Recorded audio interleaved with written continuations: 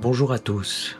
Aujourd'hui, quittons les forêts du Maine, direction l'Angleterre, en pleine banlieue nord de Londres, dans un quartier en apparence très tranquille, Crouch End. La nouvelle présentée aujourd'hui est une œuvre un peu à part, chez Stephen King. Pour la critique américaine, c'est tout simplement l'un de ses meilleurs hommages à Lovecraft. Mais attention, pas question d'imiter le style d'autrefois. Stephen King fait du Stephen King. Il prend un couple d'Américains perdus dans le brouillard britannique et les jette en pleine horreur cosmique. Ce que les lecteurs adorent ici, c'est cette manière de faire grimper la paranoïa. Ça commence par des rien du tout, un nom de rue qui change, un détour qu'on ne devrait pas faire, une géométrie qui ne tourne plus rond, jusqu'à ce que le voile de la réalité se déchire complètement. Perdez votre sens de l'orientation et entrez avec moi dans la brume de Crouch End. Bonne écoute.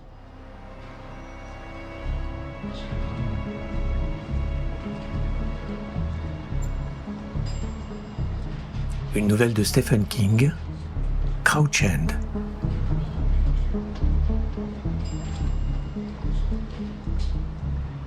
Enfin, la femme s'en alla. Il était presque 2h30 du matin. Devant le poste de police de Crouch End, Tottenham Lane était une petite rivière morte. Londres était endormie, mais bien sûr, Londres ne dort jamais profondément et ses rêves sont agités. L'officier de police Vetter referma son calepin, qu'il avait presque entièrement rempli de notes à mesure que l'américaine affolée débitait son étrange histoire. Il contempla la machine à écrire et la pile de formulaires vierges sur l'étagère, à côté. « Ça paraîtra plutôt bizarre demain matin », fit remarquer l'officier de police Vetter. L'officier de police Farnham buvait un coke. Il garda le silence un long moment. « C'était une Américaine », dit-il finalement, comme si cela pouvait expliquer l'histoire qu'elle avait racontée.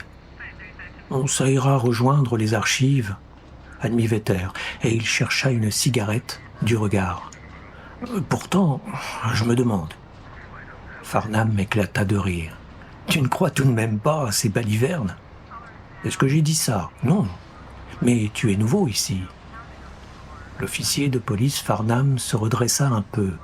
Il était âgé de 26 ans et ce n'était guère sa faute si, après Muswell Hill, on l'avait muté ici, ou si Vetter, qui avait presque 2 fois son âge, avait fait toute sa carrière peu mouvementée dans ce coin perdu de Londres, le paisible quartier de Crouch End. « C'est bien possible, dit-il, mais très respectueusement, je continue de penser que je sais reconnaître un beau brin de fille lorsque j'en vois une, ou que j'en entends une. Donne-moi une sèche, Farnham, fit Vetter, l'air quelque peu amusé. Ah, voilà un gentil garçon. » Il l'alluma avec une allumette en bois prise dans une boîte rouge vif des chemins de fer, éteignit l'allumette et la jeta dans le cendrier de Farnham. Il considéra son interlocuteur à travers une brume de fumée flottant dans l'air. Son visage était creusé de rides et son nez était une carte géographique de vénules éclatées. L'officier de police Vetter s'envoyait sans problème ses 6 boîtes de harpe chaque soir. « Tu penses que Crouch End est un endroit très tranquille, hein ?» Farnham haussa les épaules. Il pensait que Crouch End faisait banlieue et, pour dire la vérité, était d'un ennui mortel.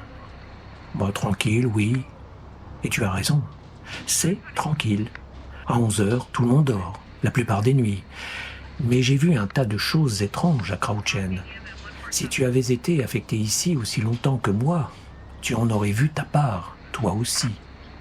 Il se passe davantage de choses étranges ici, dans ces 6 ou 8 pâtés de maisons paisibles, que n'importe où ailleurs, dans Londres.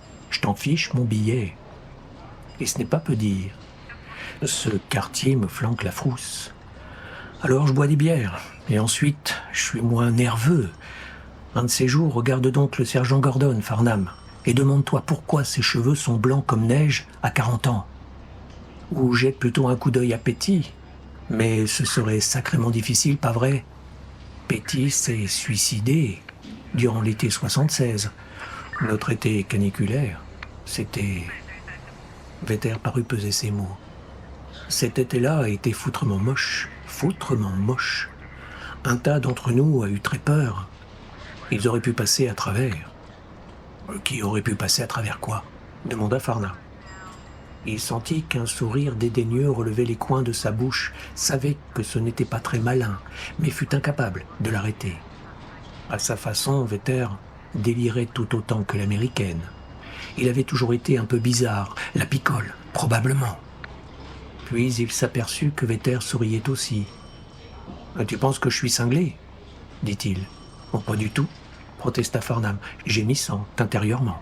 « Tu es un brave garçon, » reprit Vetter. « Tu ne seras pas planté derrière un bureau ici dans ce poste de police quand tu auras mon âge. Pas si tu t'accroches. Tu as l'intention de rester dans la police, Farnham ? » Oui, répondit Farnham fermement.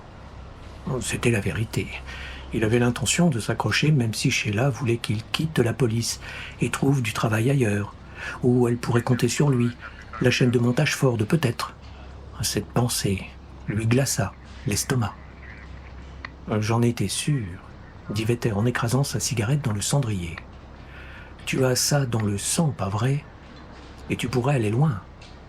Et ce n'est pas à Crouch End que tu finiras non plus. Néanmoins, tu ignores beaucoup de choses. Crouch End est étrange. Un de ces jours, tu devras jeter un coup d'œil aux archives. Oh, la plupart des dossiers contiennent le truc habituel des garçons et des filles qui fichent le camp de chez eux pour vivre en hippie, des punks.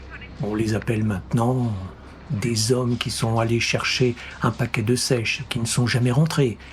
Et quand tu bigles leurs épouses, tu comprends pourquoi. Des incendies criminels jamais résolus, vols à l'arraché, ce genre de choses. Mais de temps en temps, on trouve des histoires à glacer le sang, et certaines ont de quoi te faire vomir. « Alors c'est vrai ?» demanda Farnham brusquement. Vetter ne sembla pas froissé par cette question, il se contenta de hocher la tête. Des histoires ressemblant beaucoup à celles que cette pauvre fille, l'américaine, nous a racontées. Cette jeune femme ne reverra jamais son mari, crois-moi. Il coula un regard vers Farnham et haussa les épaules. Libre à toi de me croire ou non. Cela revient au même, non ? Les dossiers sont là. Nous disons les dossiers en cours parce que ça fait mieux que de dire les archives ou les affaires non résolues. Examine ces dossiers, Farnham. Examine-les. Farnham ne dit rien, mais il avait bien l'intention de les examiner.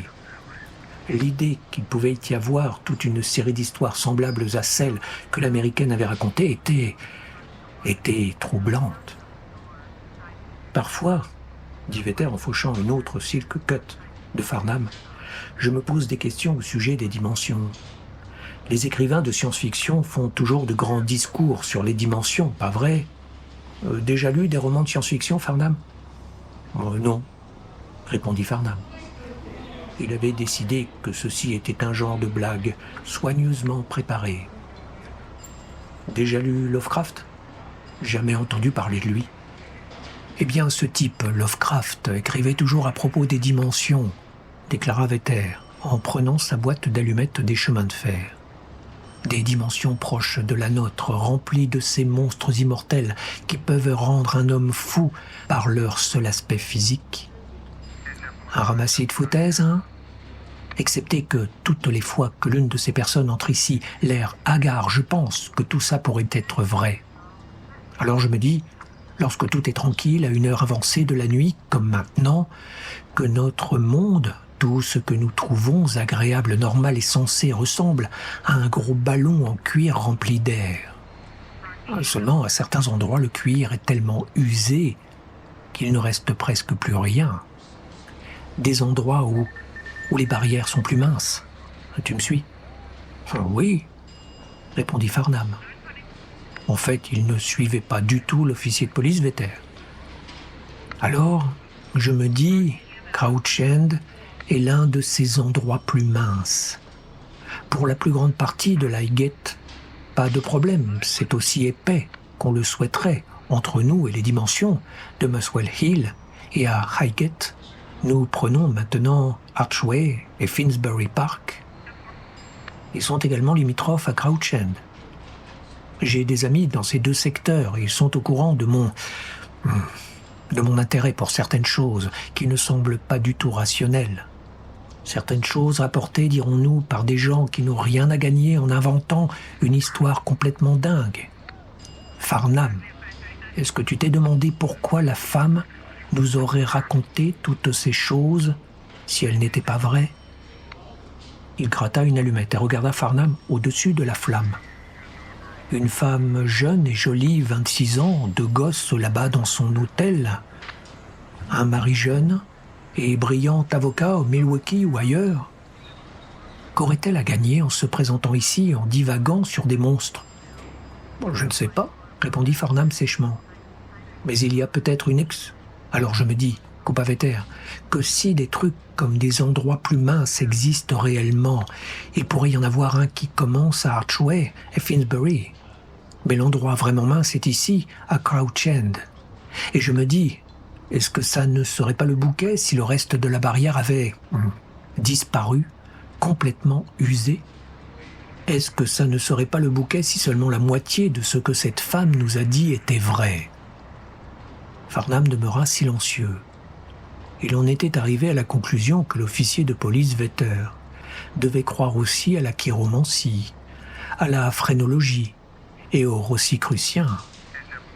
Examine les archives, dit Vetter en se levant. Il y eut un craquement comme s'il posait ses mains au creux de ses reins et s'étirait. « Je sors prendre l'air. » Il quitta la pièce sans se presser. Farnham le regarda s'éloigner avec un mélange d'amusement et de ressentiment. Vetter était timbré, pas de doute. C'était également un sacré tapeur de sèche. Et les sèches n'étaient pas bon marché dans ce courageux nouveau monde du socialisme et de l'État-providence. Il prit le calepin de Vetter et commença à le feuilleter, relisant le récit de la fille. Et oui, il comptait bien examiner les archives. Il le ferait, histoire de rire. La fille, la jeune femme, avait fait irruption dans le poste de police à 10h15, la veille au soir, ses cheveux encadrant son visage en mèches humides, les yeux exorbités. Elle traînait son sac à main par la courroie.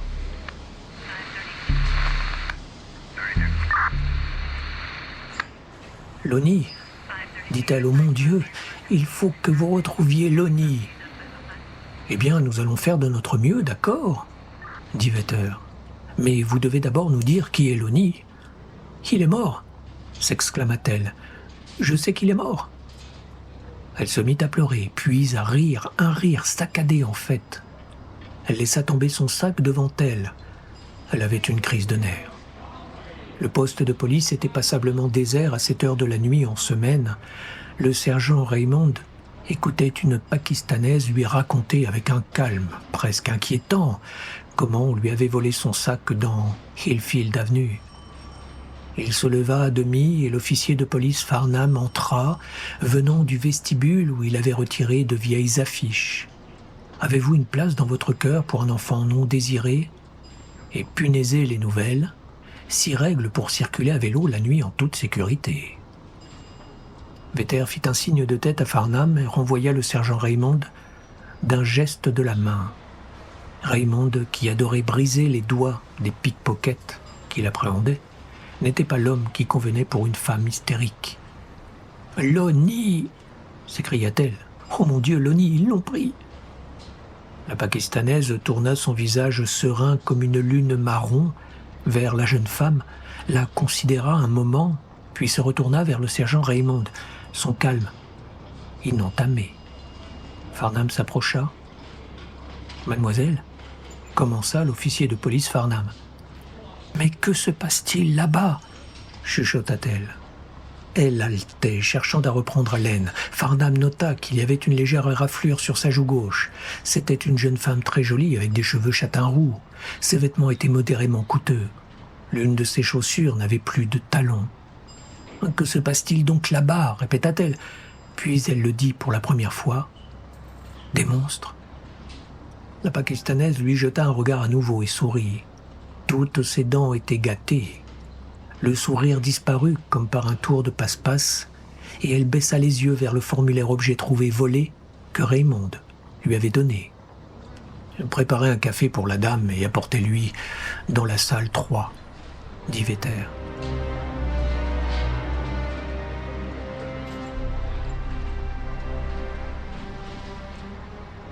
Voilà, madame, fit-il.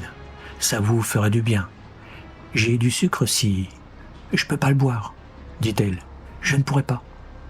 Puis elle saisit la tasse en porcelaine, un souvenir de Blackpool, rapporté par quelqu'un oublié depuis longtemps. Ses mains tremblaient violemment. Et Farnham eut envie de lui dire de la reposer avant qu'elle renverse le café et se brûle. « Je ne pourrai pas, » dit-elle à nouveau. Puis elle but, tenant toujours la tasse à deux mains comme un enfant tenant son bol de soupe. Et lorsqu'elle les regarda, c'était le regard d'un enfant, candide, épuisé, suppliant, terrifié. C'était comme si ce qui était arrivé l'avait brusquement rajeuni, comme si une main invisible avait fondu du ciel et escamoté une tape brutale les 20 dernières années de sa vie, laissant une enfant portant des vêtements américains d'adulte dans cette petite salle d'interrogatoire peinte en blanc à Crouch End. Oui, cela s'était passé ainsi. « Lonnie, dit-elle, les monstres, est-ce que vous allez m'aider? Vous voulez bien m'aider, je vous en prie. Peut-être n'est-il pas mort, peut-être. Je suis citoyenne américaine, s'écria-t-elle brusquement. Puis, comme si elle avait dit une chose tout à fait honteuse, elle se mit à sangloter. Vetter lui tapota l'épaule. « Allons, allons, dame. Je pense que nous pourrons faire quelque chose pour retrouver votre Lonnie. C'est votre mari, hein ?» Toujours en sanglotant, elle fit un signe d'acquiescement. Danny et Norma sont restés à l'hôtel avec la baby-sitter. Ils dorment, certainement, s'attendant à ce qu'ils viennent les embrasser à son retour. Bon, si vous pouviez vous calmer un peu et nous dire ce qui s'est passé. Où ça s'est passé, ajouta Farnham. Vetter lui lança un regard vif, fronçant les sourcils. Mais c'est justement ça, s'écria-t-elle. Je ne sais pas où cela s'est passé. Je ne suis même pas sûre que ça s'est passé, sauf que c'était hors... Vetter avait pris son calepin. « Comment vous appelez-vous, madame ?»« Je m'appelle Doris Freeman. Mon mari est Leonard Freeman. Nous sommes descendus à l'hôtel Intercontinental. Nous sommes citoyens américains. » Cette énumération sembla la calmer un peu. Elle but son café à petites gorgées et posa la tasse sur la table. Farnham vit que ses paumes étaient toutes rouges. Vetter consignait tout cela dans son calepin. Puis il jeta un coup d'œil à l'officier de police Farnham, juste un battement de paupières discret. « Vous êtes en vacances ?» demanda-t-il. « Oui, 2 semaines ici et 1 semaine en Espagne. Nous devions passer 1 semaine en Espagne, mais cela n'aide guère à retrouver Lonnie. Pourquoi me posez-vous ces questions stupides ?»« Juste pour avoir le contexte, Miss Freeman, » répondit Farnham. Sans y penser vraiment, tous deux avaient baissé la voix, prenant un ton apaisant. « Allez-y maintenant et racontez-nous ce qui s'est passé. Dites-le à votre façon. Pourquoi est-ce si difficile de trouver un taxi à Londres ?» demanda-t-elle brusquement. Farnham ne sut pas quoi dire, mais Vetter répondit comme si la question se rapportait tout à fait à la discussion. « Difficile à dire, madame. Les touristes peut-être ? Et ça peut être particulièrement difficile à 5 heures de l'après-midi. C'est à ce moment que commence la relève, vous savez. L'équipe de jour s'en va, l'équipe de nuit arrive. Pourquoi ? Vous avez eu un problème pour trouver quelqu'un qui vous conduise du centre-ville jusqu'à Crouch End ? Oui, dit-elle, et lui adressa un regard reconnaissant. Nous avons quitté l'hôtel à 3 heures et sommes allés à la librairie Foyles. Est-ce Cambridge Circus ? Oh, pas très loin, admit Vetter. Une jolie librairie très grande, n'est-ce pas, madame ? Nous n'avons eu aucune difficulté pour trouver un taxi depuis l'Intercontinental. Il y en avait toute une file devant l'hôtel.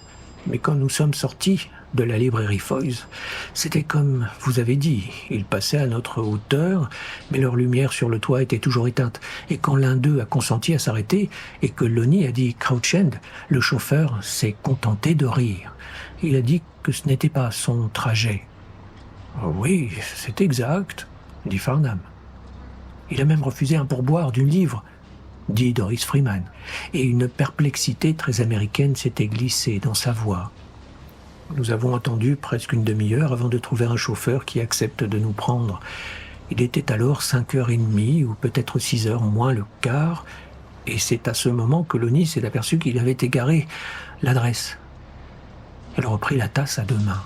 « Qui alliez-vous voir ?» demanda Vetter. « Un collègue de mon mari, un avocat nommé John Squales. Mon mari ne l'avait jamais rencontré, mais leurs deux cabinets étaient... » Elle eut un geste vague. « Affiliés ?»« Oui, c'est ça. Depuis 4 ans, Lonnie et Mr. Squales avaient entretenu une correspondance importante. Et quand Mr. Squales a appris que nous allions venir à Londres en vacances, il nous a invités à dîner. Chez lui. Lonnie lui avait toujours écrit, à son cabinet bien sûr, mais il avait noté l'adresse personnelle de Mr. Squales sur un bout de papier. Après être monté dans le taxi, il s'est aperçu qu'il l'avait perdu. Il se rappelait seulement que c'était dans Crouch End. Elle les regarda. Crouch End, c'est un nom affreux. Alors qu'avez-vous fait ensuite, s'enquit Vetter. Elle commença à parler. Le temps qu'elle termine son récit, elle avait bu sa tasse de café et une deuxième, et l'officier de police Vetter avait rempli plusieurs pages de son calepin, de son écriture épaisse, illisible.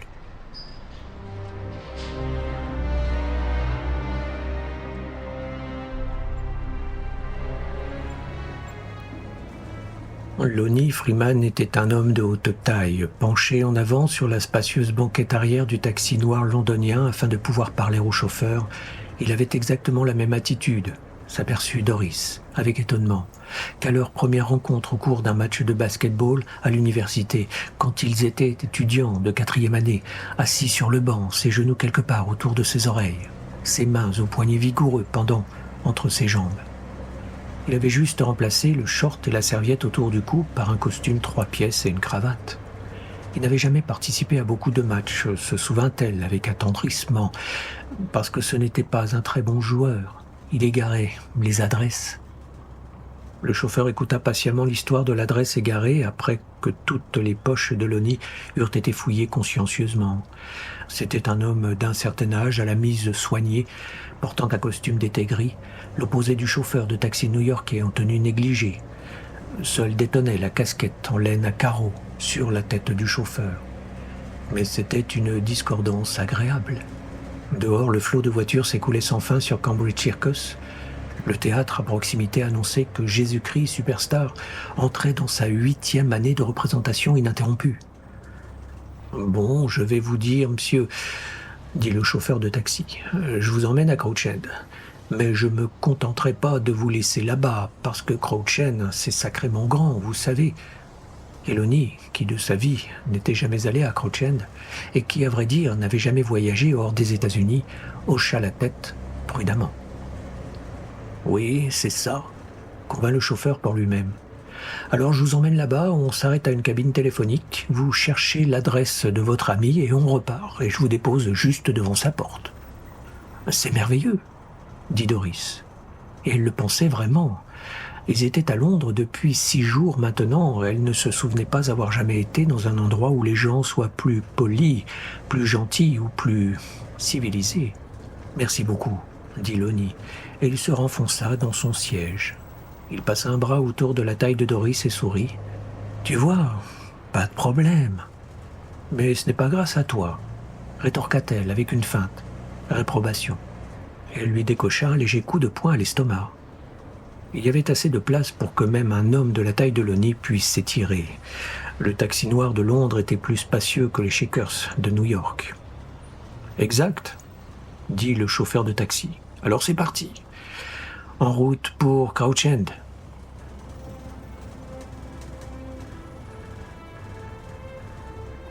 C'était la fin du mois d'août. Un vent chaud et persistant faisait volter les détritus sur la chaussée et plaquait les vêtements des hommes et des femmes qui rentraient chez eux après leur travail. Le soleil était descendu au-dessous du faîte des immeubles, mais lorsqu'il brillait entre eux, Doris voyait qu'il commençait à prendre la teinte rougeâtre du soir. Le chauffeur chantonnait. Elle se détendit, le bras de Lonnie passait autour de sa taille. Elle avait eu l'impression de passer plus de temps avec lui depuis 6 jours qu'en toute une année ordinaire, et elle était tout à fait ravie de découvrir que cela lui plaisait. Elle n'avait jamais non plus voyagé hors des États-Unis, et elle devait se rappeler constamment qu'elle était en Angleterre, qu'elle était à Londres, et que des milliers de gens devaient avoir cette chance. Très vite, elle avait perdu tout sens de l'orientation. Les trajets en taxi, dans Londres, vous faisaient toujours ça, avait-elle découvert. La ville était un gigantesque enchevêtrement tentaculaire de routes et de ruelles et de collines ou d'impasses, et même de tavernes, et elle ne parvenait pas à comprendre comment on pouvait circuler sans se perdre. Lorsqu'elle en avait parlé à Lonnie la veille, il avait répliqué que les Londoniens circulaient très prudemment. Ils n'avaient donc pas remarqué qu'ils gardaient tous le London Street Finder à portée de main sous le tableau de bord. C'était le plus long trajet en taxi qu'ils aient fait jusqu'à présent. Le quartier chic de la ville disparut derrière eux, en dépit de cette impression perverse de tourner en rond. Ils traversèrent une zone de grands ensembles monolithes qui, pour les signes de vie qu'ils montraient, auraient pu être entièrement abandonnés. Non, rectifia-t-elle à l'intention de Vetter et Farnham dans la petite pièce peinte en blanc. Elle avait vu un petit garçon assis sur le trottoir en train de gratter des allumettes. Puis un secteur de petites boutiques à l'apparence plutôt délabrée, d'étalage de fruits, et ensuite, comment s'étonner que la circulation dans Londres engendre une impression de tourner en rond aussi déconcertante? Ils crurent être revenus en plein dans le quartier de la mode. Il y avait même un McDonald's, dit-elle à Vetter, à Farnham, sur le ton qu'on réserve habituellement au Sphinx et au jardin suspendu de Babylone. « Oh, vraiment ?» fit Vetter, mimant avec soin l'étonnement et le respect. Au fur et à mesure de son récit, elle se souvenait du moindre détail, et il ne voulait surtout pas troubler cette disposition d'esprit avant qu'elle leur ait dit tout ce qu'elle pouvait. Le quartier à la mode autour du McDonald's s'éloigna derrière eux. Maintenant, le soleil était une boule orange compacte flottante au-dessus de l'horizon, baignant les rues d'une lumière étrangement claire qui donnait pourtant l'impression que les visages des piétons étaient en feu. C'est à ce moment que les choses ont commencé à changer, dit-elle. Elle avait légèrement baissé la voix. Ses mains s'étaient remises à trembler. Vetter se pencha en avant, attentif. « Changer comment les choses ont-elles changé, Miss Freeman ?» Il venait de passer devant la vitrine d'un marchand de journaux, se souvenait-elle, et le panneau d'affichage à l'extérieur annonçait en grosses lettres « 60 disparus dans l'horreur souterraine ». « Lonnie, regarde ça !»« Quoi ?» Il tendit le cou, mais la devanture du marchand de journaux était derrière eux. Cela disait « 60 disparus dans l'horreur souterraine »,« underground ». Et c'est bien ainsi qu'ils appellent le métro ? Oui, dit Lonnie. Underground ou tube, c'était un accident ? Je ne sais pas. Elle se pencha en avant. Chauffeur, savez-vous de quoi il s'agit ? Il y eut un accident dans le métro ? Une collision, dame. Pas que je sache. Est-ce que vous avez une radio ? Pas dans mon taxi, madame. Lonnie ? Mais elle se rendit compte que ce sujet n'intéressait plus Lonnie. Il fouillait à nouveau ses poches, et comme il portait son costume 3 pièces, il avait un tas de poches à explorer, essayant de trouver le bout de papier sur lequel il avait inscrit l'adresse de John Squales. La nouvelle écrite à la craie sur le tableau passait et repassait dans son esprit. 60 tués dans un accident de métro. C'est ce que le message aurait dû annoncer. 60 tués au cours d'une collision entre 2 rames de métro. C'est ce que le message aurait dû annoncer, mais 60 disparus dans l'horreur souterraine. Cela la mettait mal à l'aise. Pas tués, disparus, le terme utilisé pour des marins qui avaient péri en mer. L'horreur souterraine. Cela ne lui plaisait pas du tout. Cela la faisait penser à des cimetières, à des égouts, à des créatures flasques, pâles, nauséabondes, surgissant brusquement des tunnels du métro, enroulant leurs bras, des tentacules peut-être, autour des infortunés voyageurs de banlieue qui attendaient sur le quai, les entraînant vers les ténèbres. Ils tournèrent à droite. Au coin de la rue, à côté de leurs motos à l'arrêt, il y avait 3 adolescents en blouson de cuir. Ils levèrent les yeux vers le taxi et durant un instant, le soleil couchant sous cet angle donnait presque en plein sur le visage de Doris. Ce fut comme si les têtes des motards n'avaient rien d'humain. Durant cet instant fugitif, elle eut l'horrible certitude que des têtes de rats lisses, aplaties et fuyantes, surmontaient ces blousons de cuir noir. Des rats aux yeux en vrille noirs qui regardaient fixement le taxi. Puis la lumière se modifia légèrement et elle vit bien sûr qu'elle avait été induite en erreur. Il y avait seulement 3 garçons d'une vingtaine d'années fumant des cigarettes et se tenant devant l'équivalent britannique d'un candy store américain. « Nous sommes bientôt arrivés » dit Lonnie, abandonnant ses recherches et tendant le doigt vers la vitre. Il passait devant un panneau indicateur « Crouch Hill Road ». 2 vénérables maisons de briques ressemblant à des douairières assoupies semblaient considérer le taxi avec dédain de leurs fenêtres aveugles. Quelques gamins allaient et venaient sur des vélos ou des tricycles. 2 autres essayaient de faire du skateboard sans grand succès. Des pères rentrés à la maison étaient assis ensemble, fumant, discutant et surveillant les enfants. Tout cela paraissait normal, rassurant. Le taxi s'arrêta devant un restaurant à l'aspect lugubre, avec un petit écriteau moucheté dans le coin de la vitrine indiquant « licence de débit de boisson » et un autre beaucoup plus grand au milieu affirmant qu'on pouvait aussi acheter des cerises à emporter. Sur le rebord intérieur de la vitrine dormait un gigantesque chat gris. À côté du restaurant, il y avait une cabine téléphonique. « Et voilà, monsieur, » dit le chauffeur de taxi. « Vous trouvez l'adresse de votre ami et je vous dépose là-bas. »« Entendu, » dit Lonnie, et il descendit. Doris se resta assise dans le taxi un moment, puis elle descendit à son tour afin de se dégourdir les jambes. Le vent chaud continuait de souffler. Il fit volter sa jupe autour de ses genoux, puis plaqua un vieux sachet de glace contre sa jambe. Elle l'ôta avec une grimace de dégoût. Lorsqu'elle releva les yeux, elle regardait directement à travers la vitrine du restaurant vers l'énorme matou gris. Celui-ci retourna son regard, la fixant de son œil unique.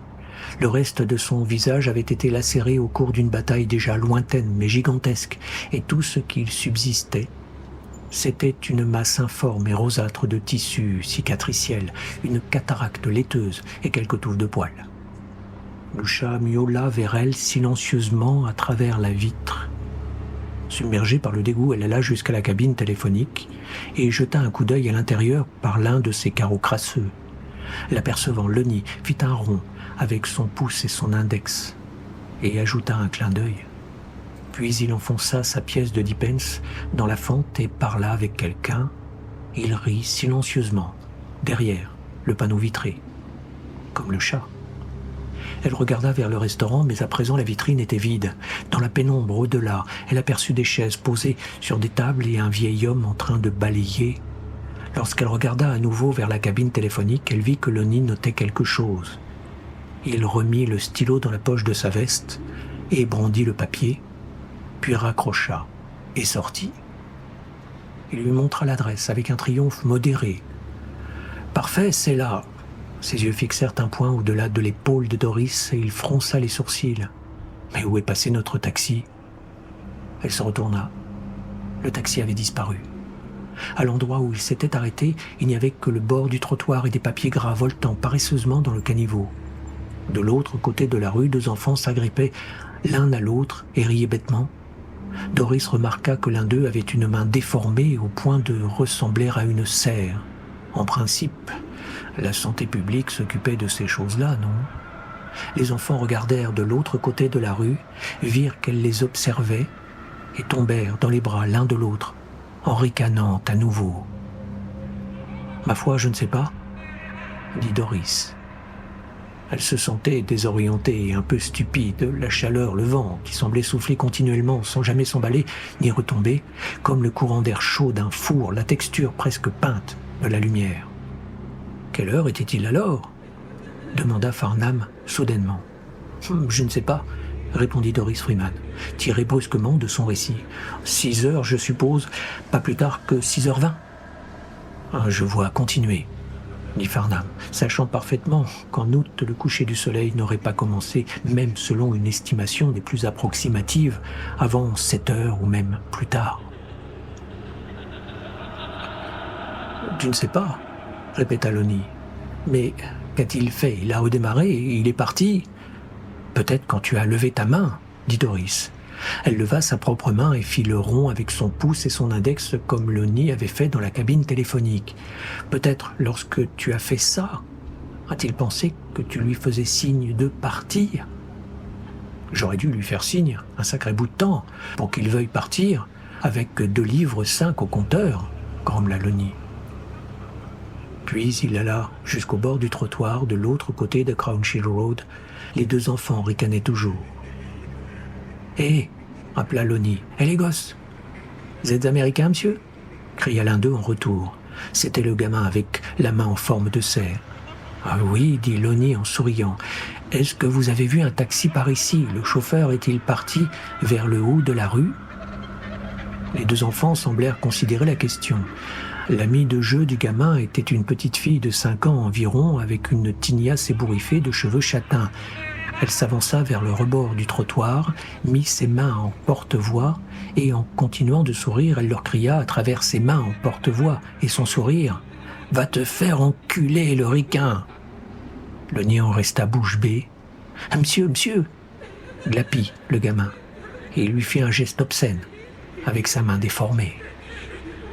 Puis tous 2 détalèrent et tournèrent le coin de la rue et disparurent, laissant seulement leur rire résonner derrière eux. Lonnie regarda Doris, frappé de stupeur. « Je suppose qu'il n'aime pas les Américains, » dit-il, d'une voix pitoyable. Elle regarda nerveusement autour d'elle. La rue paraissait totalement déserte. Il glissa son bras autour de sa taille. « Chérie, j'ai l'impression que nous allons devoir faire un peu de marche à pied. »« Je ne suis pas sûre d'en avoir vraiment envie, Lonnie, » répondit-elle. « Ces gosses sont peut-être allés chercher leur grand frère. » Elle rit pour montrer que c'était une plaisanterie, mais il y avait une note aiguë dans son rire qui lui déplut. La soirée avait revêtu un aspect incontestablement surréaliste qui ne lui plaisait pas du tout. Elle regrettait qu'ils ne soient pas restés à leur hôtel. « Nous ne pouvons pas faire grand-chose d'autre, » fit-il observer. « On ne peut pas dire que la rue regorge de taxis, hein ?» Lonnie, pourquoi aurait-il fait ça? Juste, comment dit-on, juste se tirer comme ça? Je n'en ai pas la moindre idée. Mais John m'a indiqué le chemin à prendre pour le chauffeur de taxi. Il habite dans une rue du nom de Brass End, une impasse minuscule qui, selon lui, n'est pas indiquée dans le Street Finder. Tout en parlant, il l'entraîna et ils s'éloignèrent de la cabine téléphonique du restaurant qui vendait des currys à emporter du rebord du trottoir maintenant désert. Ils remontèrent Crouch Hill Road à nouveau. Nous tournons à droite dans Hillfield Avenue, puis à gauche une fois à mi-chemin. Ensuite, nous prenons la première rue à droite. Où était-ce à gauche? En tout cas, nous suivons Petrie Street. Et la deuxième rue à gauche, c'est Brass End. Tu arrives à te rappeler tout ça? Qu'est-ce que tu crois? Répliqua-t-il sans se laisser démonter. Et elle fut obligée de rire. Lonnie avait le chic pour redresser la situation. Il y avait un plan du secteur de Crouch End au mur. Fardam s'en approcha et l'étudia, les mains fourrées dans ses poches. Le poste de police semblait très calme maintenant. Vetter était toujours dehors, en train de s'éclaircir les idées, c'était tout le mal qu'on pouvait lui souhaiter, et Raymond en avait terminé avec la femme qui s'était fait faucher son sac. Fardam posa son doigt sur le point où le chauffeur de taxi les avait très probablement laissés si on avait vraiment voulu croire quelque chose de cette histoire. Oui, leur trajet jusqu'à la maison de l'avocat semblait tout à fait direct. Crouch Hill Road jusqu'à Hillfield Avenue, à gauche dans Vickers Lane, à gauche dans Petrie Street, de Petrie Street jusqu'à Brass End, qui ne comptait pas plus de 6 ou 8 maisons. À peine 1500 mètres tout compris, ils auraient pu parcourir cette distance en marchant sur les mains. « Raymond » appela-t-il. « T'es encore là ?» Raymond entra. Il s'était mis en civil et remontait la fermeture à glissière de son blouson en popeline. « Je pars dans un instant, mon amour imberbe. Arrête ça, dit Farnham, en souriant néanmoins. Raymond lui faisait un peu peur. Il appartenait à cette catégorie de personnes qui se tenaient visiblement tout près de la barrière de la loi, d'un côté ou de l'autre. Une balafre blanche et irrégulière partait du coin gauche de la bouche de Raymond et descendait presque jusqu'à sa pomme d'Adam. Il affirmait qu'un jour un pickpocket avait failli lui ouvrir la gorge avec un tesson de bouteille. Et il affirmait que c'était pour cette raison qu'il leur brisait les doigts quand il le fallait. Farnham pensait que c'était des cracks. Il pensait que Raymond lui brisait les doigts parce qu'il aimait ça. « T'as une sèche ?» demanda Raymond. Farnham soupira et lui en donna une. Son paquet se vidait rapidement. Tandis qu'il allumait la cigarette de Raymond, il demanda « Est-ce qu'il y a une boutique de curry dans Crouch Inn Road ?»« Pas à ma connaissance, mon chéri, » dit Raymond. « C'est bien ce que je pensais.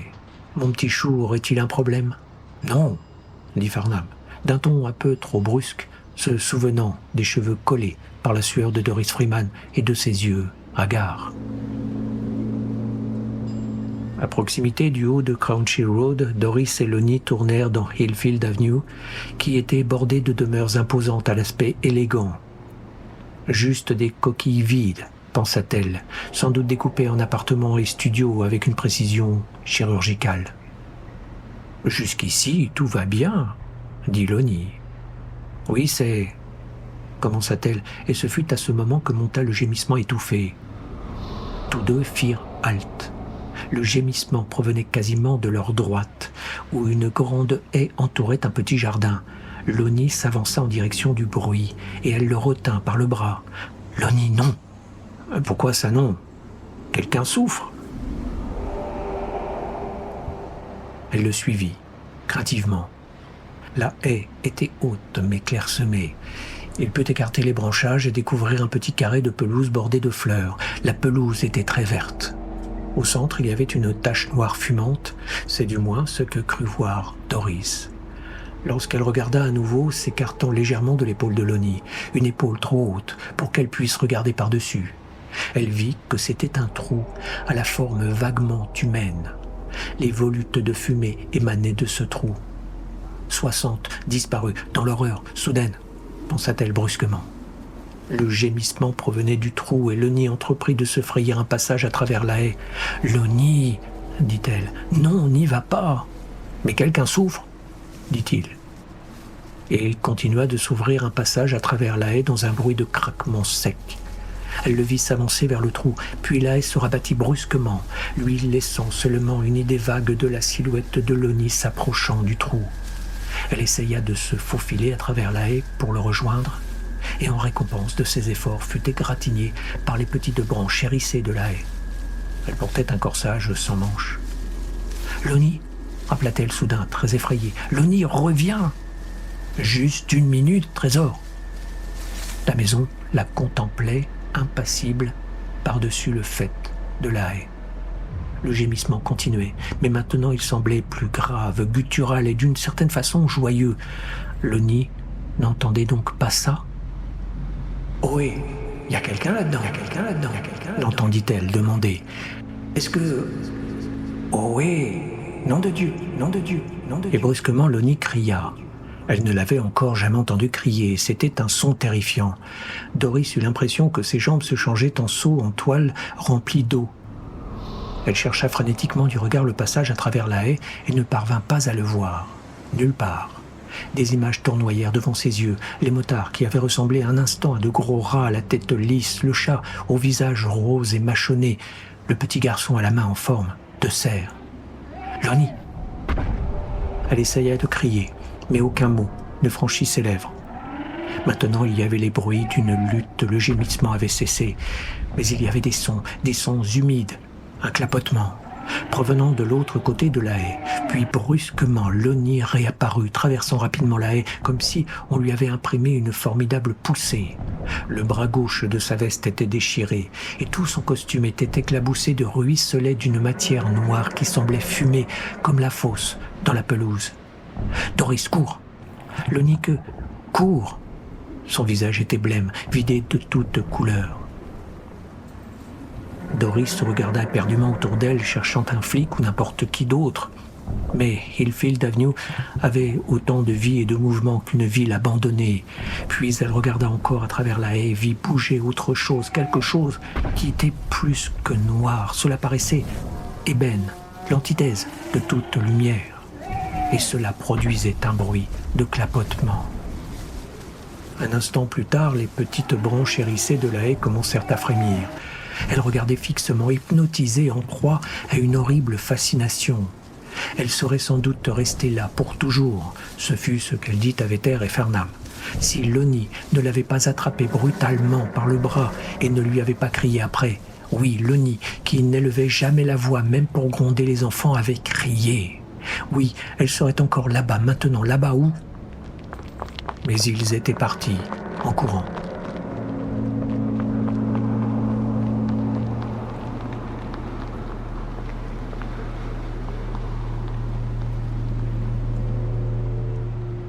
Dans quelle direction? Lui avait demandé Farnham. Elle ne savait pas. Lonnie était totalement défait. Il était en proie à une véritable crise d'hystérie. Il ne parlait pas. Ses doigts cramponnaient le poignet de Doris comme des menottes. Ils s'enfuirent loin de la maison au-dessus de la haie, loin du trou fumant dans la pelouse. Elle était sûre de ces choses. Tout le reste n'était qu'impression vague. Au début, cela avait été difficile de courir, puis cela devint plus facile parce qu'ils descendaient la côte. Ils tournèrent dans une rue, puis tournèrent à nouveau. Les maisons les regardaient fixement, des maisons grises aux perrons imposants et aux stores verts baissés. Elle se souvenait que Lonnie avait ôté sa veste d'un geste brusque, sa veste maculée de cette substance noire et visqueuse, et l'avait lancée au loin. Puis ils étaient arrivés dans une rue plus large. « Arrête-toi !» halta-t-elle. « Lonnie, arrête-toi, je n'en peux plus !» Sa main libre était plaquée sur son flanc. Elle avait l'impression qu'une pointe chauffée au rouge était plantée à cet endroit. Et il s'arrêta. Ils étaient sortis du quartier résidentiel et se trouvaient à l'angle de Crouch Lane et Norris Road. Un panneau de l'autre côté de Norris Road indiquait qu'il n'était qu'à 1500 mètres de Slaughter Towen. « Town ?» suggéra Vetter. « Non, » répondit Doris Freeman. « Slaughter Towen, avec un E. » Raymond écrasa dans le cendrier la cigarette qu'il avait empruntée à Farnham. « Je me trisse, » annonça-t-il, puis il regarda Farnham plus attentivement. « Mon petit chou devrait faire plus attention à lui. Il a de grands cernes sombres sous les yeux. Des poils aux pattes, mon petit chou. » Il rit aux éclats. « Déjà entendu parler de Crouch Lane ?» demanda Farnham. « Crouch Hill Road, tu veux dire ? Non, je dis bien Crouch Lane. On ne connaît pas. Et Norris Road ? Il y a une Norris Road qui part de la grande rue de Basingstoke ? Non, pas ici. Je ne connais pas, mon petit chou. » Pour une raison qu'il ne parvenait pas à comprendre, de toute évidence, la femme était complètement cinglée. Farnham insista. « Et Slaughter Towen ? »« Towen ? Tu as dit pas Town ? » ?»« Oui, c'est ça. »« J'en ai jamais entendu parler, mon petit chou. Mais si c'était le cas, je pense que je l'éviterais soigneusement. Et pourquoi donc ? Parce que dans l'antique jargon des druides, un Towen ou Towen était un endroit pour les sacrifices rituels. C'est là qu'ils t'arrachaient le foie et les couilles. Dors bien, mon amour. Raymond remonta la fermeture à glissière de son blouson jusqu'à son menton et mit les voiles. Farnham le regarda partir mal à l'aise. Il a inventé ce dernier truc, se dit-il. Ce qu'un flic endurci comme Sid Raymond savait sur les druides, on pouvait le graver sur la tête d'une épingle, et il restait encore de la place pour l'oraison dominicale. Parfaitement. Même s'il avait déniché quelque part des bribes d'informations comme celle-là, cela ne changeait rien au fait que la femme devait...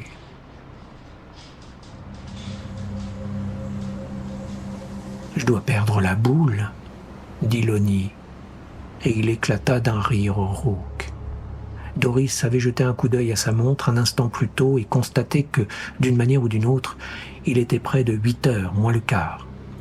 La lumière avait changé, passant de l'orange clair à un rouge épais, et fuligineux qui se réfléchissait sur les vitrines des boutiques dans Norris Road et semblait enrober de sang fraîchement coagulé la flèche d'une église de l'autre côté de la rue.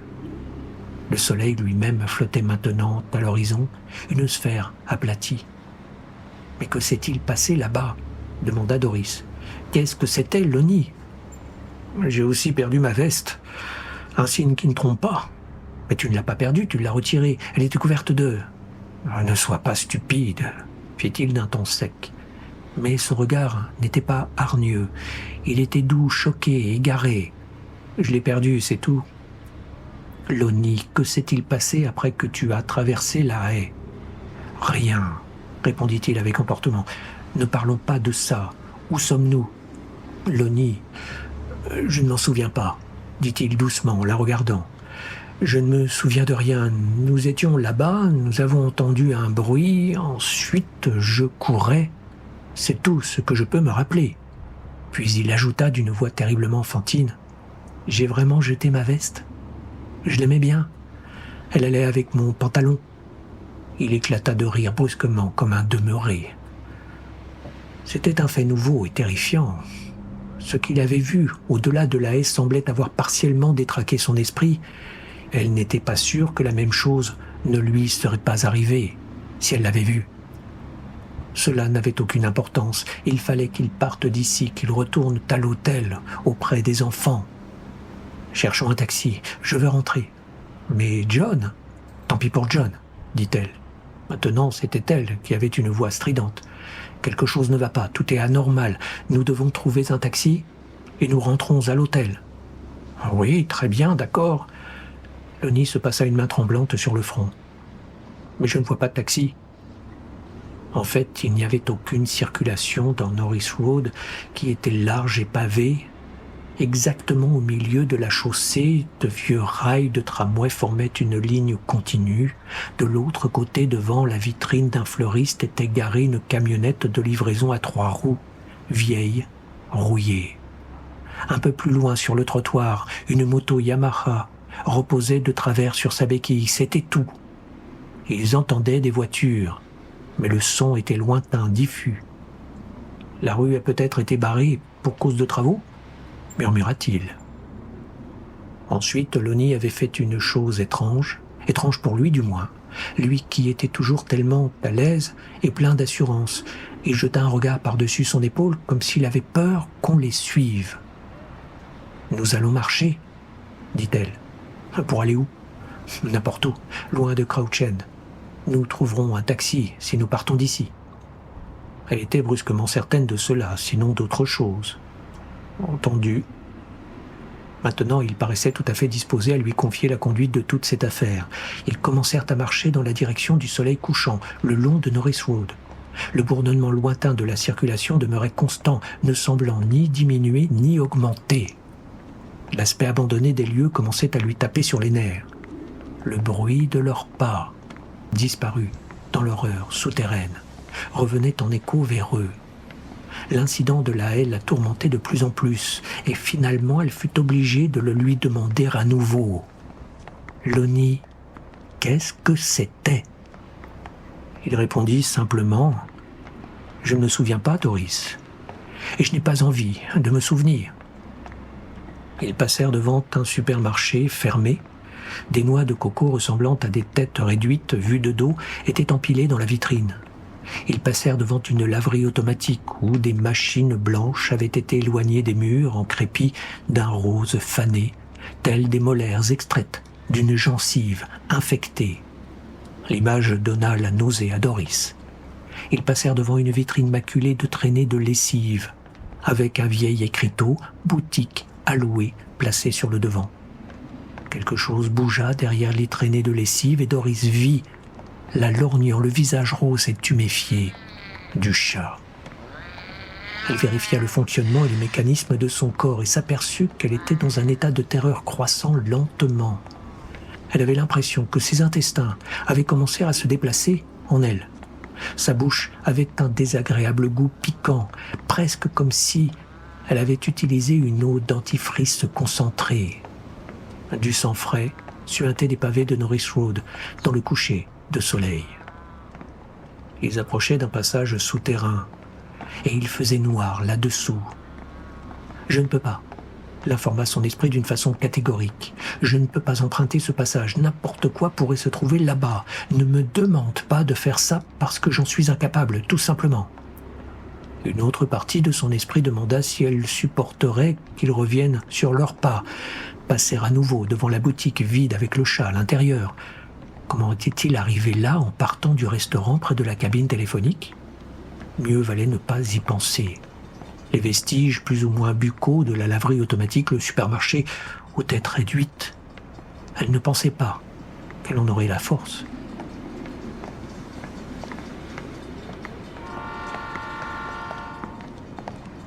Ils étaient plus près du passage souterrain. Un train avec 6 wagons surgit et le franchit avec une brusquerie effrayante, une nouvelle marée folle alliée, se précipitant à la rencontre de son conjoint avec une rapacité inconvenante, laissant derrière elle une traîne d'étincelles. Tous deux firent un bond en arrière involontairement, mais ce fut Lonnie qui poussa un grand cri. Elle le regarda et vit qu'il avait vieilli et était devenu quelqu'un qu'elle ne reconnaissait plus au cours de la dernière heure. Mais était-ce bien une heure ? Elle ne savait pas. Par contre, elle savait que les cheveux de Lonnie paraissaient plus gris d'une certaine façon, et tandis qu'elle se disait avec fermeté, avec toute la fermeté dont elle était capable, que c'était seulement un effet de la lumière, cela la décida. Lonnie n'était pas en état de rebrousser chemin, par conséquent le passage souterrain. « Doris, dit-il, en reculant un peu. « Viens, dit-elle. » Et elle prit sa main. Elle prit sa main très vite afin qu'il ne se rende pas compte qu'elle tremblait. Elle s'avança et il la suivit docilement. Ils étaient presque sortis. C'était un souterrain très court, pensa-t-elle, avec un soulagement ridicule, lorsque la main saisit le haut de son bras. Elle ne cria pas. Ses poumons semblaient s'affaisser comme des petits sacs en papier froissé. Son esprit voulait quitter son corps et juste, s'envoler. La main de Lonnie se sépara de la sienne. Il s'éloigna et sortit de l'autre côté. Elle le vit un bref instant se détacher grand et mince sur les couleurs sanglantes et forcenées du soleil couchant. Puis il disparut. Elle ne l'avait pas revu depuis lors. La main qui tenait le haut de son bras était velue comme la main d'un singe. Elle la força impitoyablement à se tourner vers une forme massive appuyée contre le mur en béton noir de suie. Elle était adossée là, dans l'ombre jumelle de 2 piliers de soutènement en béton, et la forme était tout ce que Doris pouvait distinguer, la forme, et 2 yeux d'un vert lumineux. « T'as une cigarette, mignonne ?» lui demanda une voix rauque à l'accent cockney, et elle sentit une odeur de viande crue, de pommes de terre frites et quelque chose de douceâtre et de répugnant, comme le dépôt au fond des poubelles. Les yeux verts étaient des yeux de chat, et brusquement elle fut certaine, horriblement certaine, que si la grande forme affaissée s'avançait et sortait de l'ombre, elle verrait la cataracte laiteuse de l'œil, les bourrelets roses de tissu cicatriciel, les touffes de poils roux. Elle se dégagea, recula et sentit quelque chose fendre l'air tout près d'elle. Une main, des griffes, un crachement, un sifflement. Un autre train passa tout à l'heure au-dessus de sa tête. Le grondement fut énorme, assourdissant. De la suite tomba de la voûte comme une neige noire. Cédant à une panique aveugle pour la seconde fois de la soirée, elle s'enfuit, sans savoir où et pour combien de temps. Elle reprit ses esprits en réalisant que Lonnie avait disparu. Elle s'était à demi écroulée contre un mur de briques sales, respirant un grand halètement douloureux. Elle se trouvait toujours dans Norris Road, du moins elle le pensait, dit-elle, aux 2 officiers de police. La grande artère était toujours pavée et les rails de tramway s'étendaient toujours exactement au milieu de la chaussée. Mais les boutiques abandonnées tombant en ruine avaient cédé la place à des entrepôts abandonnés tombant eux aussi en ruine. Dalglish et Fils indiquait sur l'un d'eux un panneau maculé de suie. Un deuxième entrepôt portait le nom Alasred, tombé sur une pancarte verte ancienne et s'écaillant. Au-dessous du nom, il y avait une série de caractères arabes, contournés et ornés de fioritures. Lonnie !» appela-t-elle. Il n'y eut pas d'écho. Sa voix ne portait pas malgré le silence. Non, pas le silence complet, leur dit-elle. Il y avait toujours le bruit de la circulation, et il était peut-être plus proche, mais pas beaucoup. Le nom de son mari sembla chuter de sa bouche et tomber raide mort à ses pieds. Le sang du soleil couchant avait été remplacé par les cendres grises et froides du crépuscule. Pour la première fois, il lui vint à l'esprit que la nuit pourrait bien descendre sur elle ici, à Crouch End. Si elle se trouvait effectivement à Crouch End, et cette pensée apporta une nouvelle terreur. Elle dit à Vetter et Fernam qu'il n'y avait pas eu le moindre acte réfléchi de sa part durant ce laps de temps insaisissable entre le moment où le taxi les avait déposés devant la cabine téléphonique et le moment de l'horreur finale. Elle avait réagi comme un animal effrayé.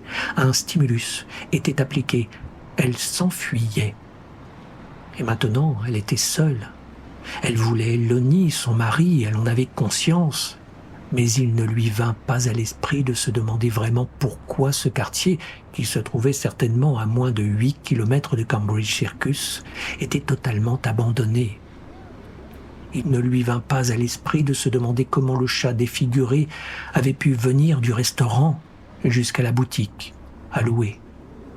Elle ne se posa pas beaucoup de questions, même au sujet du trou inexplicable dans la pelouse de cette maison, sauf que cela avait un rapport avec Lonnie. Ces questions vinrent plus tard, lorsqu'il était trop tard, et la hanteraient, dit-elle, jusqu'à la fin de ses jours. Doris Freeman se mit à marcher, appelant Lonnie. Sa voix n'éveillait aucune résonance, contrairement à ses pas. Les ombres commencèrent à envahir Norris Road. Le ciel était pourpre maintenant, effet déformant du crépuscule ou de son propre épuisement. Les entrepôts semblaient maintenant se pencher vers la rue, et les noms sur les enseignes, dit-elle, devenaient progressivement plus étranges, insensés, certainement imprononçables. Les voyelles se trouvaient au mauvais endroit et des consonnes avaient été accumulées d'une façon telle qu'elles constituaient un écueil infranchissable pour n'importe quelle langue humaine. Cthulhu Crion indiquait une enseigne avec d'autres caractères arabes au-dessus. Yog Soggoth indiquait une autre. Rielek indiquait une troisième. Et il y en avait une dont elle se souvenait en particulier. Ener Tesn Nyarla Hotep. Mais comment pouvez-vous vous rappeler un tel charabia? Lui demanda Farnham. Et Doris Freeman avait secoué la tête lentement et avec lassitude. Je ne sais pas. Je ne sais vraiment pas. Norris Road semblait se dérouler à l'infini, sa chaussée pavée fendue par les rails de tramway. Elle continuait de marcher, elle ne pensait pas qu'elle aurait pu courir, et pourtant, elle allait y parvenir plus tard. Elle était maintenant sous l'emprise de la plus grande peur qu'elle ait jamais connue, une peur qu'elle n'aurait pas imaginée, qu'un être humain puisse endurer sans devenir fou ou s'écrouler raide mort. Pourtant, il lui était impossible d'articuler sa peur, sauf d'une seule façon, et même celle-là, bien que concrète, n'était pas satisfaisante. Elle dit que c'était comme si elle n'était plus sur Terre, comme si elle se trouvait sur une autre planète, un endroit tellement étranger que l'esprit humain ne pouvait même pas commencer à le comprendre.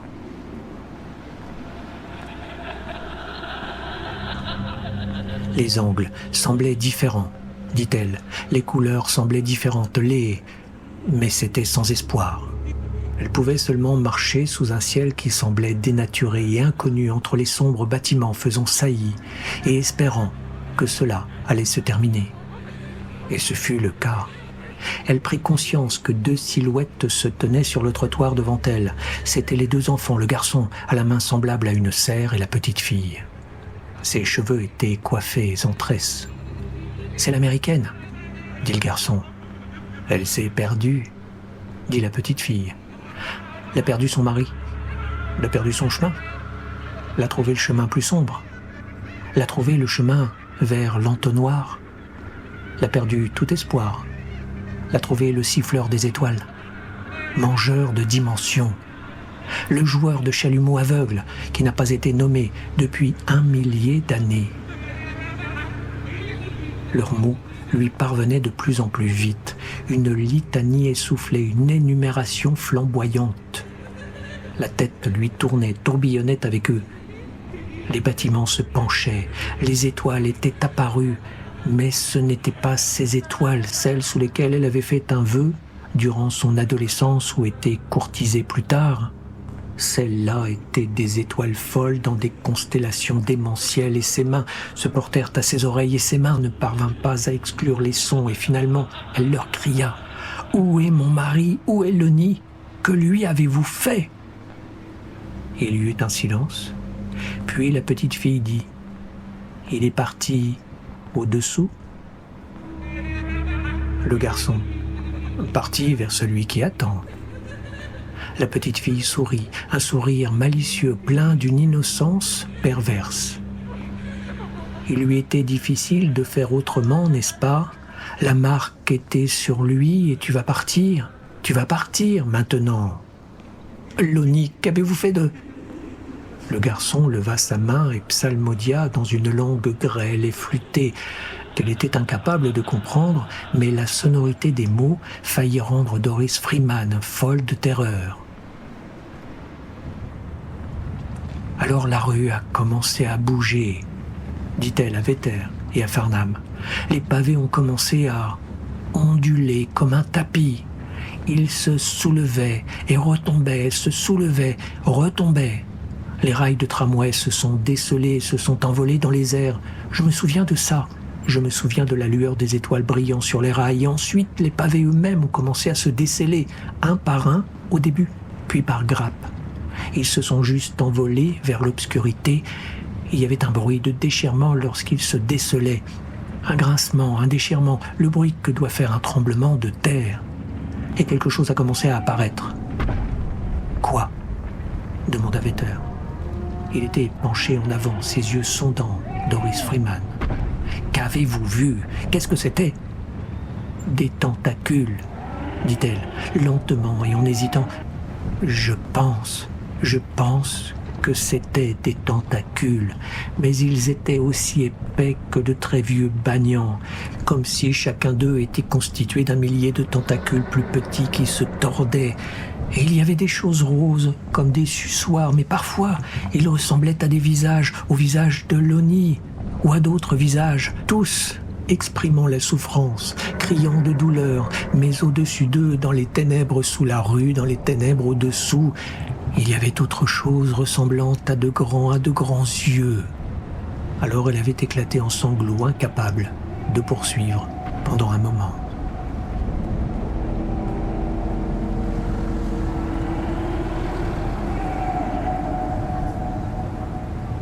Mais en l'occurrence, il n'y avait pas grand-chose à ajouter. Elle n'avait pas gardé de souvenir cohérent de ce qui s'était passé après cela. Elle se rappelait qu'ensuite, elle était blottie dans le renfoncement de la porte d'un marchand de journaux fermé. Elle serait sans doute encore là-bas, leur avait-elle dit, si elle n'avait pas vu des voitures circuler dans les deux sens et la lueur rassurante des lampes à arcs des réverbères. 2 personnes étaient passées devant elle et Doris s'était reculée vers les ombres, redoutant qu'il ne s'agisse des 2 enfants malfaisants. Mais elle vit que ce n'étaient pas les enfants. C'étaient 2 adolescents, un garçon et une fille, marchant main dans la main. Le garçon disait quelque chose à propos du dernier film de Francis Coppola. Elle s'était avancée vers le trottoir prudemment, prête à s'élancer de nouveau vers l'abri commode que constituait le renfoncement de la porte du marchand de journaux, mais ce n'était pas nécessaire. À une 50aine de mètres, sur sa gauche, il y avait un carrefour modérément passant, avec des voitures, des camions, arrêtés à un feu rouge. Sur le trottoir d'en face, il y avait une bijouterie avec une grosse pendule éclairée dans la vitrine. Un grillage métallique en accordéon avait été abaissé devant le magasin, mais elle pouvait distinguer l'heure. Il était 10h moins 5. Ensuite, elle avait marché jusqu'au carrefour. Et malgré les réverbères et les grondements réconfortants de la circulation, elle avait continué de jeter des regards terrifiés par-dessus son épaule. Elle avait mal partout, elle boitait à cause de sa chaussure, aux talons cassés. Cependant, elle avait gardé son sac à main. Elle s'était froissée des muscles dans le ventre et dans les 2 jambes. Sa jambe droite la faisait particulièrement souffrir, comme si elle s'était déchiré quelque chose. Au carrefour, elle s'aperçut que d'une manière ou d'une autre, elle était revenue à l'angle de Hillfield Avenue et de Tottenham Road. Une femme d'une 60aine d'années, dont les cheveux grisonnants s'échappaient d'un fichu crasseux qui les maintenait, parlait à un homme de son âge sous un réverbère.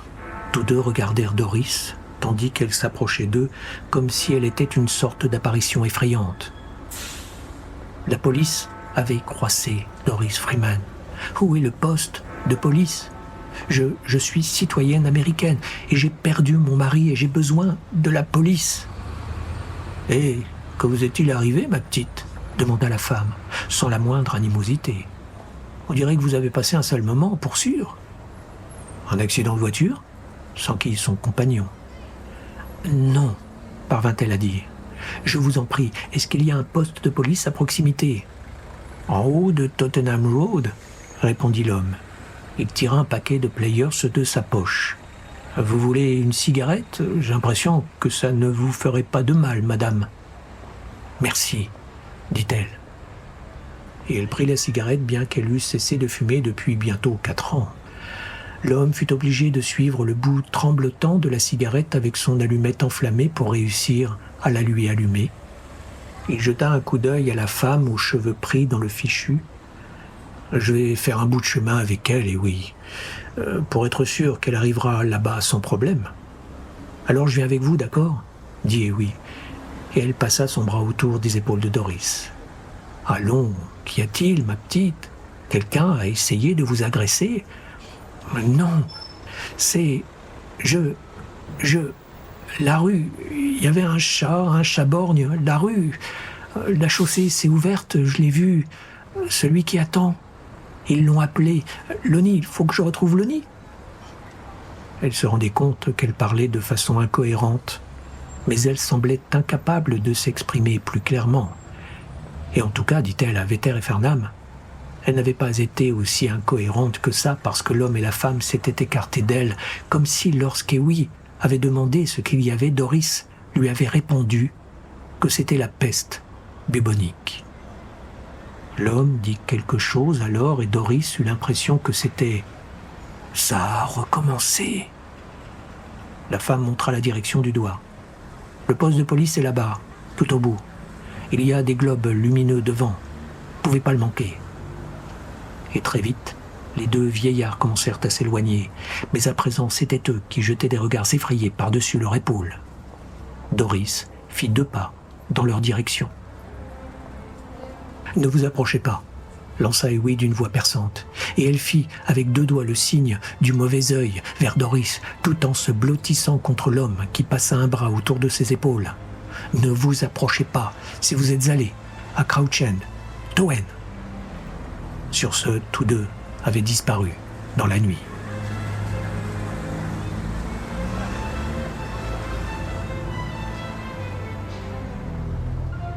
Maintenant, l'officier Farnham se tenait appuyé contre le chambranle de la porte entre la salle commune et la pièce principale des dossiers.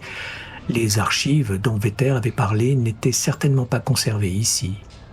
Farnham s'était préparé une autre tasse de thé et fumé la dernière cigarette de son paquet.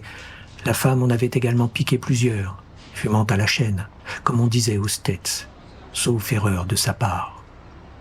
La femme était repartie à son hôtel, accompagnée de l'infirmière que Vetter avait fait venir. L'infirmière resterait auprès d'elle cette nuit et le lendemain matin jugerait si la femme devait être hospitalisée. Les enfants rendraient cela difficile, supposa Farnham, et comme la femme était de nationalité américaine, ainsi qu'elle l'avait affirmé à maintes reprises, cela devenait encore plus compliqué. Et que dirait-elle aux gosses lorsqu'ils se réveilleraient ? Que le grand méchant monstre de Crouch End, Towen, avait dévoré papa ? Farnham fit une grimace et posa sa tasse de thé sur la table. Ce n'était pas son problème, absolument pas. Pour le meilleur ou pour le pire, Miss Doris Freeman allait être prise en sandwich entre l'État national et l'ambassade des États-Unis dans la grande valse des gouvernements. Cela ne le regardait pas.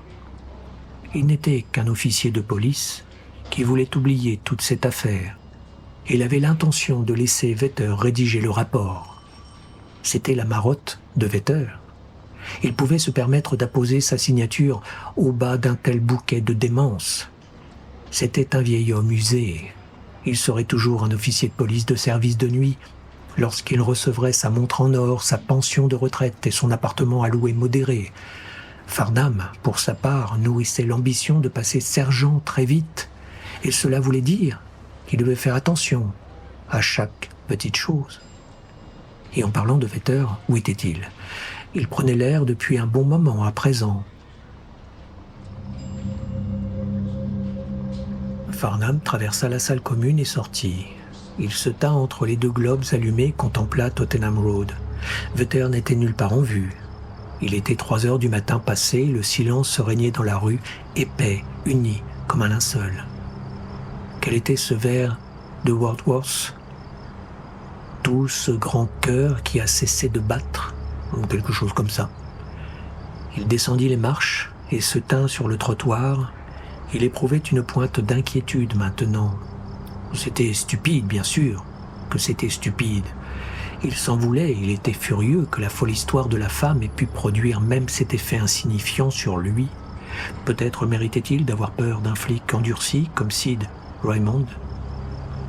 Farnham remonta lentement jusqu'au coin de la rue, persuadé qu'il allait rencontrer Vetter, s'en revenant de sa balade nocturne.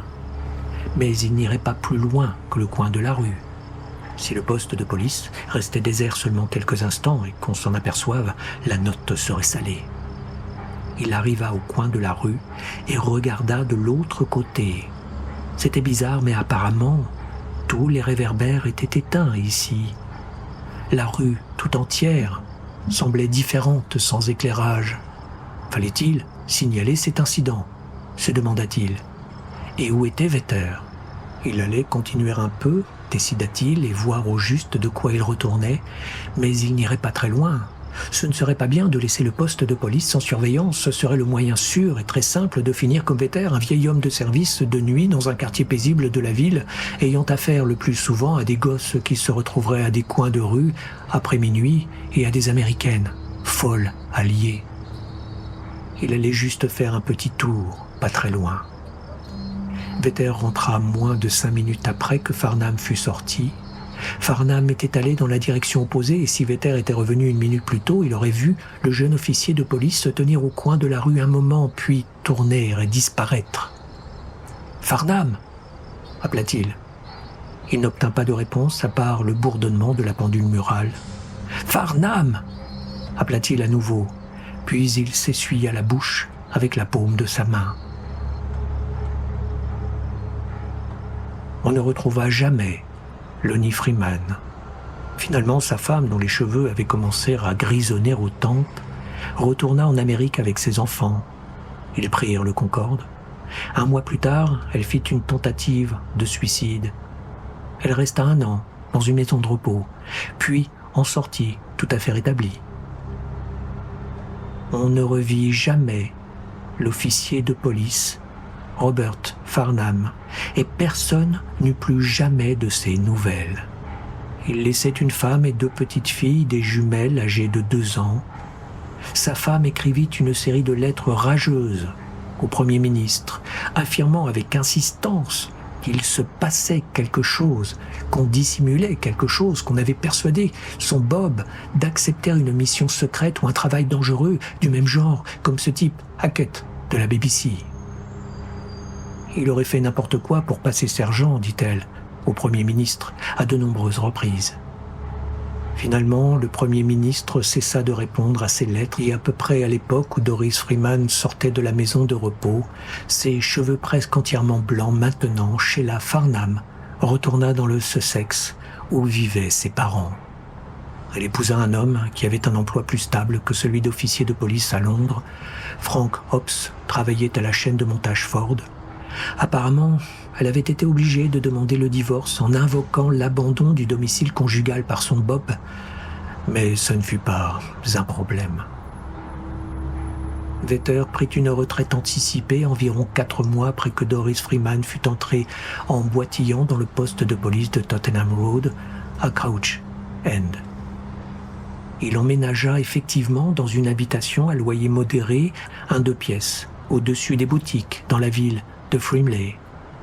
6 mois plus tard, on le trouva mort, crise cardiaque, une boîte de harpe Lager dans la main. La nuit très chaude, de fin d'été où Doris Freeman raconta son histoire était le 19 août 1984. Plus de 3 ans et demi ont passé depuis. Et le Lonnie de Doris et le Bob de Sheila sont ensemble. Vetter aurait su où? Conformément à la méthode entièrement démocratique et accidentelle de classement par ordre alphabétique. Ils sont ensemble, dans les archives, l'endroit où sont conservées les affaires non résolues et les histoires trop délirantes pour qu'on puisse leur accorder une quelconque créance. Farnham, Robert, est inscrit sur la patte d'une mince chemise.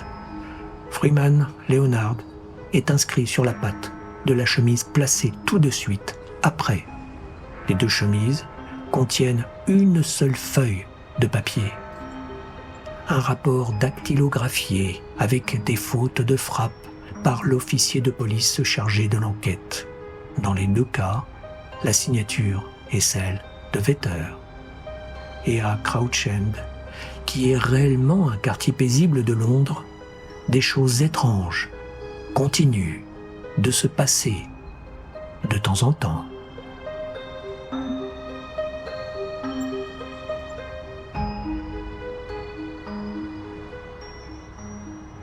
Crouch End est une nouvelle de Stephen King. Narration, réalisation sonore et musique, Eric Hansen.